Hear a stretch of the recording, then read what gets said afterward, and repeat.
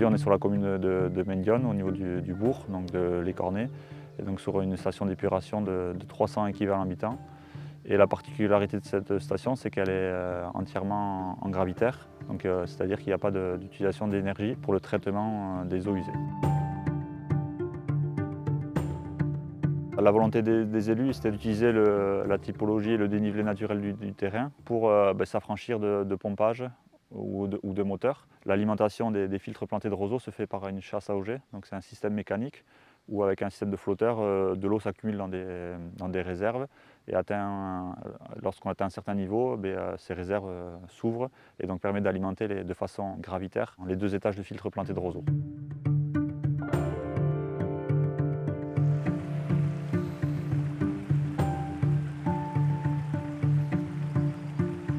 Donc là, on est au début du printemps. Donc on voit que les roseaux sont en phase de repousse, mais d'ici quelques semaines, ils feront presque 2 mètres de hauteur. On a un substrat avec une granulométrie qui est sur le dessus épaisse et qui s'affine sur la hauteur du massif filtrant. En bas de ce massif, il y a donc des drains de récupération qui récupèrent l'eau traitée après ce premier étage. Et c'est acheminé vers une seconde chasse à auger et qui permettra d'alimenter un deuxième étage de filtration qui lui sera plus fin pour affiner le traitement. En parallèle, on a 3 lits et en fait chaque semaine on assure une alimentation différente et ça permet du coup, pendant 2 semaines ils sont à l'arrêt, donc une réoxygénation du massif filtrant et aussi que les boues puissent s'assécher.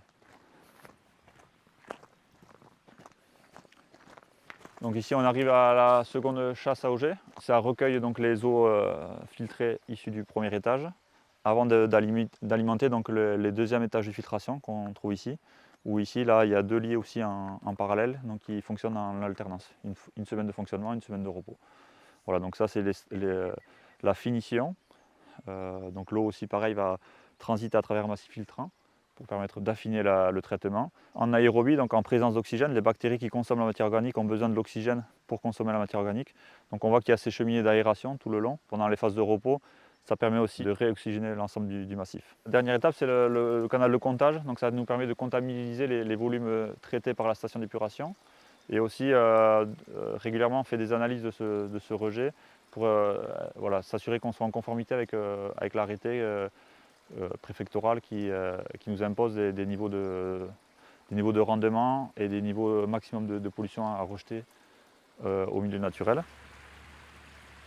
Sur l'assainissement, on investit environ 50 millions d'euros d'investissement par an. Donc c'est des budgets très conséquents qui nous permettent d'entretenir le patrimoine, de réhabiliter, mais aussi d'augmenter la capacité des stations d'épuration, parce que celle-ci doit être adaptée à la charge qui arrive et donc avec l'évolution des PLU, et donc l'urbanisme des communes, on adapte sans cesse, en gros tous les 20 ans, la capacité de la station d'épuration à la charge qu'elle reçoit. Mais l'objectif, c'est toujours de traiter pour que les concentrations qui ressortent au milieu naturel ne dégradent pas le milieu naturel. En fait, on calcule d'abord la charge, donc la pollution qui arrive sur la station d'épuration. Après, on regarde ça aussi en fonction de l'hydraulique. Donc c'est la quantité d'eau mélangée avec ces pollutions qui arrivent sur la station d'épuration. Et on adapte nos traitements en fonction de ces 2 critères-là. Et après, on regarde aussi, notamment sur toute la zone côtière de la côte basque, en général, on fait tomber une pluie le 15 août, parce que le 15 août, c'est là où il y a le plus de monde.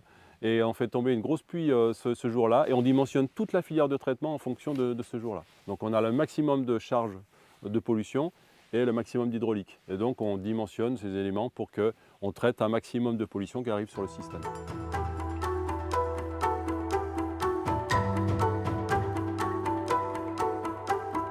À chaque fois, effectivement, on essaye de challenger les entreprises et les maîtres d'œuvre qui conçoivent ces stations d'épuration pour trouver des nouvelles technologies.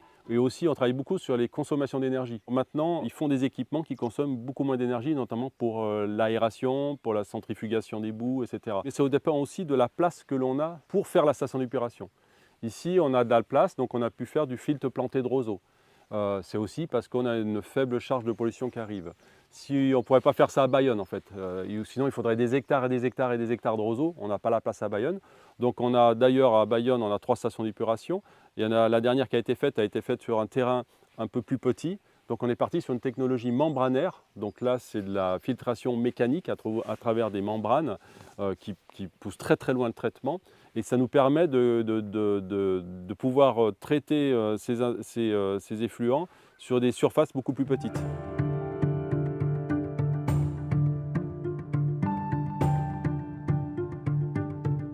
Donc on est ici sur la nouvelle station d'épuration de la commune de Macaille. C'est une filière compacte dite à culture fixe. On a une première étape de dégrillage ici. Donc c'est un dégrillage automatique qui est asservi à une certaine hauteur d'eau. Donc quand on atteint une hauteur d'eau dans cet ouvrage, on a des peignes qui vont venir racler les macro-déchets, qui vont remonter dans cet ouvrage en inox et qui vont ensuite tomber dans la poubelle.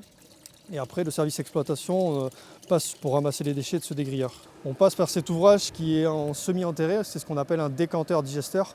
Donc c'est une première étape qui va venir faire une décantation des matières organiques et un premier abattement de la pollution. On va avoir toutes les graisses qui vont rester en surface et une partie des boues qui vont être stockées au fond de l'ouvrage. Et le petit appendice noir que l'on entend souffler ici, c'est un filtre à charbon actif.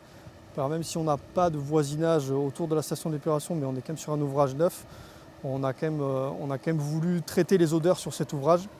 Donc on a un filtre à charbon actif qui permet d'avoir aucune odeur. D'ailleurs on le voit à l'heure actuelle, malgré une trappe ouverte, on n'a quasiment pas d'odeur sur cet ouvrage à l'heure actuelle. Une fois qu'on a enlevé les macro-déchets et fait une première digestion, on va dire, de la pollution organique sur les eaux usées sont injectés dans ces ouvrages qui sont du coup les disques biologiques. Donc on peut le voir ici, en fait c'est des disques qui font environ 2 mètres de diamètre, sur lesquels on voit il y a une sorte de boue, une sorte de pellicule qui se développe. C'est ces bactéries qui vont en quelque sorte grignoter la matière organique et qui vont traiter les eaux.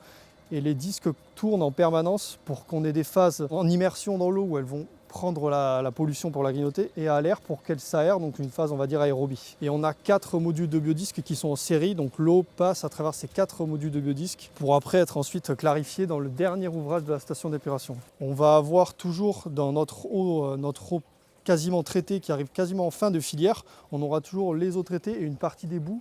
Donc ces eaux en fait vont arriver en dessous de ce premier ouvrage qui s'appelle un décanteur lamellaire, qui va permettre de faire décanter les boues et d'avoir une récupération aussi des boues flottantes.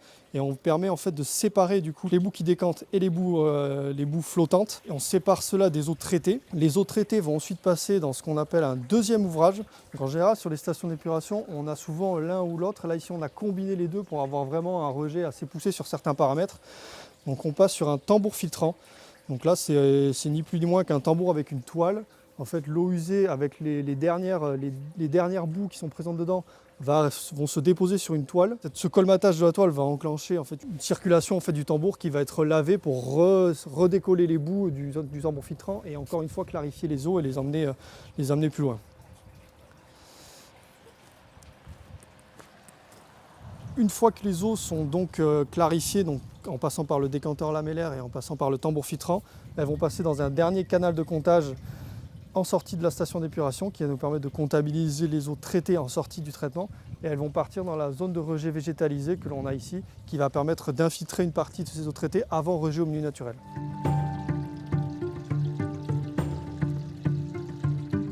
Sur cette station d'épuration, on va compter les eaux en entrée de station d'épuration, on va compter les eaux en sortie de station d'épuration, donc vraiment sur la filière de traitement.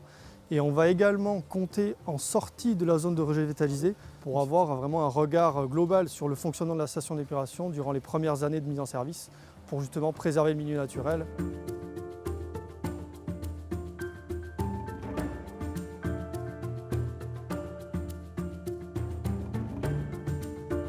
Il y a quand même l'agglomération qui a mis en place dès 2023 un plan sécheresse pour inciter les gens à consommer moins d'eau potable et à réutiliser les eaux pluviales pour l'arrosage, pour le nettoyage des voitures, etc.